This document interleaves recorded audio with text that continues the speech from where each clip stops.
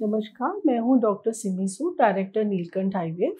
और आज हम जानेंगे कि आईवीएफ से जुड़ी कुछ भ्रांतियाँ यानी कि मिसकंसेप्शंस के बारे में, जिनकी वजह से जिनके चलते पेशेंट्स आईवीएफ कराने से हिचकिचाते हैं या घबराते हैं या अपने ट्रीटमेंट को पोस्टपोन करते रहते हैं। तो ऐसी कुछ 4 धारणाएँ हैं यानी कि मिसकंसेप्शंस हैं जिनके विषय में जानकारी होना आवश्यक है, जिसकी वजह से अगर आप अपना ट्रीटमेंट पोस्टपोन कर रहे हैं तो वो आप अगर इसके बारे में अच्छे से जान लेंगे तो आप शायद अपना ट्रीटमेंट ईज़िली करवा पाएँगे और उसमें कराने में आपको परेशानी भी नहीं होगी और कोई दुविधा भी नहीं होगी। तो सबसे पहला जो मिसकंसेप्शन आईवीएफ से रिलेटेड है वो ये कि आईवीएफ के बाद हमें bed rest, complete bed rest यानी करना ज़रूरी होता है। तो ऐसा बिल्कुल भी नहीं है। आईवीएफ प्रक्रिया आजकल एक नॉर्मल प्रक्रिया की तरह हो गई है, क्योंकि इनफर्टिलिटी के केसेस इतने बढ़ चुके हैं कि ये एक रूटीन प्रोसीजर की तरह हो गया है। पहले के समय में बहुत लंबे समय तक इंजेक्शंस लगते थे और पेनफुल भी होते थे। आजकल जो बेहतर इंजेक्शंस के चलते 10 से 12 दिन का प्रोसेस रहता है, जिसमें इंजेक्शंस लगते हैं और पेशेंट को 3-4 बार हॉस्पिटल विज़िट करना रहता है। और एक बार आपका आईवीएफ हो जाता है यानी कि एम्ब्रियो ट्रांसफ़र हो जाता है, तो उसके बाद कंप्लीट बेड रेस्ट की कोई भी आवश्यकता नहीं है।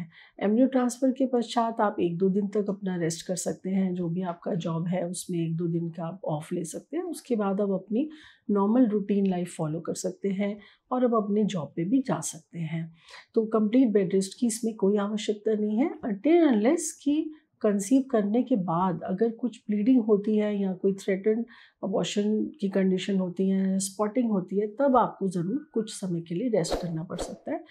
अदरवाइज़ अगर नॉर्मल स्थिति में आपको कंप्लीट बेड रेस्ट की कोई आवश्यकता नहीं है। दूसरा जो एक मिसकंसेप्शन या मिथ है वो ये कि आईवीएफ के दौरान हमें हर कुछ हम नहीं खा सकते हैं या खाने में बहुत परहेज़ रखना पड़ता है या कोई स्पेशल डाइट लेना पड़ता है।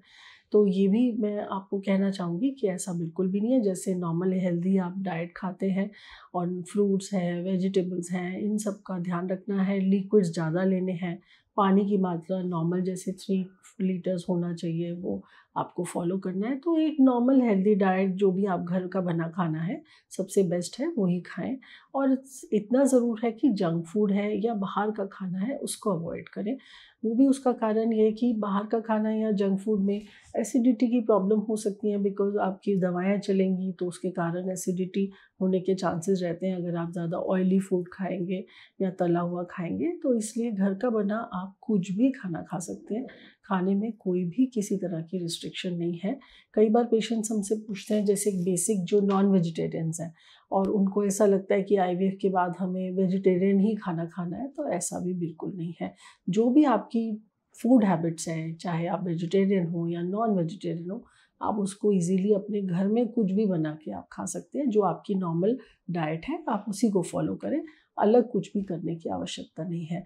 क्योंकि हम इस जर्नी को हम उसको मिनिमम स्ट्रेस देके अगर हम करेंगे, जिसमें कि हमारे मानसिक तनाव नहीं हो और खुश रहें और अपना प्राणायाम करें और मेडिटेशन करें और अपना हेल्दी फूड खाएँ, तो जर्नी बहुत आसान हो जाती है। तीसरा एक मिसकंसेप्शन है कि आईवीएफ के बाद ट्विन प्रेगनेंसी या ट्रिपलेट प्रेगनेंसी होने के बहुत चांसेस होते हैं। तो जो भी हमारी कंट्री का नए गाइडलाइंस हैं या जो लॉ बना है एआरटी लॉ, तो उसमें 2 ही भ्रूण ट्रांसफ़र किए जा सकते हैं। तो आईवीएफ के दौरान हम 2 एम्ब्रियो ही इम्प्लांट करते हैं, जो कि ब्लास्टोसिस्ट अवस्था में रहते हैं। तो उसमें ट्विन प्रेगनेंसी होने की संभावना रहती है, लेकिन ऐसा नहीं है कि हर आईवीएफ प्रेगनेंसी ट्विन प्रेगनेंसी होगी। क्यों? और वो भी 2 भ्रूण हम इसलिए डालते हैं ताकि प्रेगनेंसी में सक्सेस आईवीएफ के दौरान सक्सेस रेट बढ़ सके। लेकिन ऐसा कि 2 भ्रूण डालेंगे तो 2 ही स्थापित होंगे, ऐसा बिल्कुल भी नहीं है। और ट्रिपलेट प्रेगनेंसी का तो प्रश्न ही नहीं उठता, क्योंकि अब हमें 2 भ्रूण ट्रांसफ़र ही हम ब्लास्टोसिस्ट स्टेज में करते हैं, तो ट्रिपलेट होने की संभावना बिल्कुल निल रहती है। और लास्ट जो सबसे कॉमन क्वेश्चन है जो पेशेंट्स बहुत बार आके पूछते हैं, ये कि हम आईवीएफ कराने से इसलिए डर रहे हैं क्योंकि उसमें ऐसा नहीं हो कि बच्चे में कोई एब्नॉर्मैलिटी निकले या बच्चा आईवीएफ प्रक्रिया की वजह से उसमें कुछ प्रॉब्लम हो। तो जो आईवीएफ के बच्चे हैं, ओवर द इयर्स जब से आईवीएफ स्टार्ट हुआ है तब से इतनी ही स्टडीज़ हो चुकी हैं जिनमें यही देखा गया है कि आईवीएफ के द्वारा जन्मे बच्चे बिल्कुल नॉर्मल बच्चों की तरह ही होते हैं। उनका आईक्यू भी बिल्कुल नॉर्मल जैसे बाकी बच्चे हैं, उनके सारे माइलस्टोन्स सब नॉर्मल बच्चे की तरह ही होते हैं। और इसको सपोर्ट करने के लिए कितनी ही studies throughout the world दुनिया में इतने सालों से हो रही हैं, और ऐसा जो भी डेटा इतना बड़ा उपलब्ध है उसमें कोई भी ऐसा इंडिकेशन नहीं है कि आईवीएफ की वजह से प्रेगनेंसी बच्चे में कोई एब्नॉर्मैलिटी होती है।